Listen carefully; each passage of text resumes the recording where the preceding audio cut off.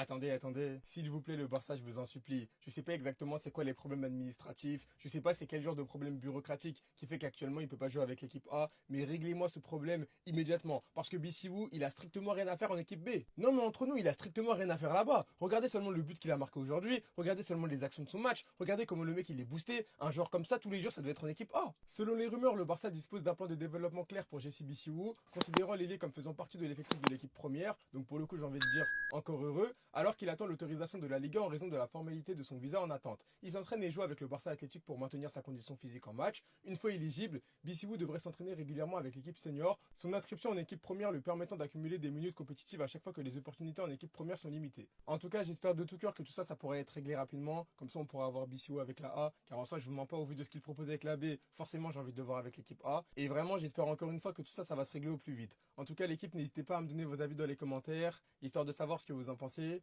et moi je dirai tout ça. Je demande pardon. Parce que Bissiou, les travaux qu'il fait avec le Barça Athletic, il va faire remonter le Barça Athletic en troisième division, croyez-moi. Victoire du Barça Athletic dans son match de championnat pour la quatrième division.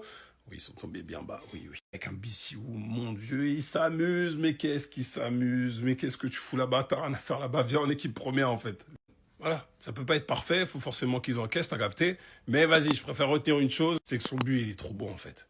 En totale maîtrise. Il maîtrise tout techniquement, vous voulez dire quoi? Contrôle, frappe, dribble, sérénité, c'est dingue. Campos mettra le but du 2-1 parce qu'ils avaient égalisé à la 75e minute, je crois, Reus là, bref, le club d'en face là.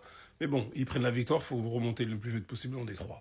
Pour ça, rien de mieux que d'utiliser les anciens pour le faire. Belletti qui avait fait un triplé, du coup un vrai triplé avec les petits, rappelez-vous l'époque Ibrahim Diarra, Dro et compagnie, ainsi que Busquets qui est désormais coach assistant de l'équipe de la réserve. Et on vieillit, hein. Ouais, tous les joueurs qu'on a vus, là, en mode, ils deviennent coach. Vas-y, frère. Mais moi, j'ai 26 ans en février. Eh, vas-y, bref, j'arrête. Il ne faut pas s'enflammer. Il ne faut pas qu'on s'enflamme. Mais il y a quand même un club qui a Kylian Mbappé, Vinicius Junior, Jude Bellingham dans la même équipe. On a tendance à l'oublier. Mais je peux vous dire que le match face à la Sociedad, on n'a pas oublié. Parce qu'on ne s'enflammera pas. C'est qu'un match de championnat anodin en soi. Mais on a vu les trois se trouver. On a vu les trois coopérer. On a vu les trois fantastiques du Real Madrid jouer ensemble. On a vu les trois du Real briller ensemble. Mbappé a été décisif avec Vinicius. Vinicius a été décisif avec Bellingham. Et Bellingham a été décisif avec Mbappé. À chaque fois, il y a eu des duos qui ont fait mouche. Ils ont été décisifs. Ils ont marqué des buts ensemble. On a enfin vu, j'ai l'impression, les trois dans des bonnes conditions pour performer. Encore une fois, c'est un match. Et c'est pas un match qui va nous suffire. Et c'est pas 10 matchs qui vont nous suffire. C'est pas 20 matchs qui vont nous suffire. C'est une saison complète. Et bien plus. Des grosses victoires. Des grandes victoires.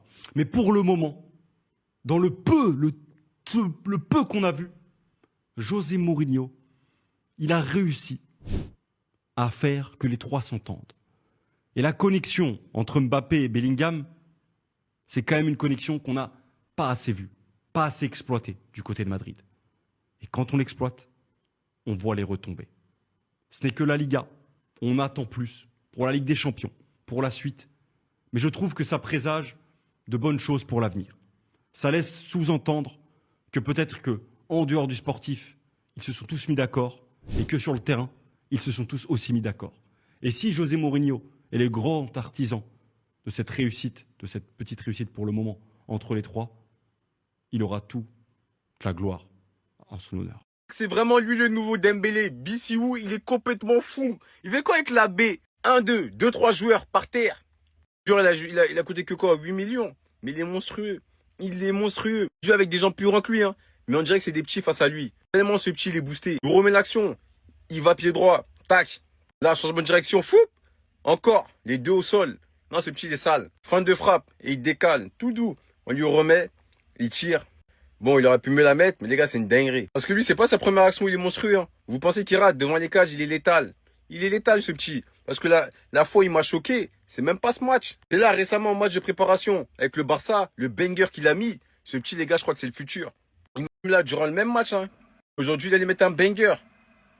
Contrôle. Fiou. Putain, non, ce petit, il est ça.